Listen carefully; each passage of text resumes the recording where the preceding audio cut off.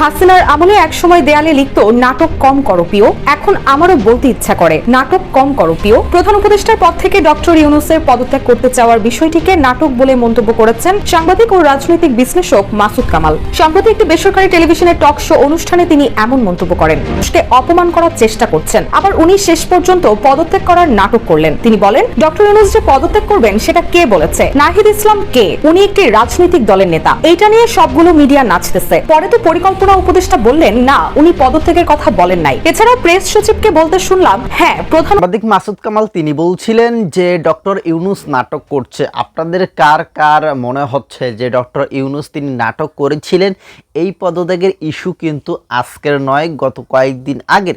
তবে এখনও কিন্তু এইটা নিয়ে চুলচেরা বিশ্লেষণ চলছে যে কেন প্রধান উপদেষ্টা ডক্টর মোহাম্মদ ইউনূস তিনি এই রকম একটা ভয়াবহ নাটক সাজালেন। তিনি কি আরও বেশি দিন ক্ষমতায় থাকতে চাচ্ছেন? কার কার মনে হয় অবশ্যই তা কমেন্টে জানাতে ভুলবেন না। আর একটা অনুরোধ থাকবে, এই রকম নিউজ আপডেটগুলো পেতে চাইলে আমাদের এই চ্যানেলটি সাবস্ক্রাইব করে সাথেই থাকুন।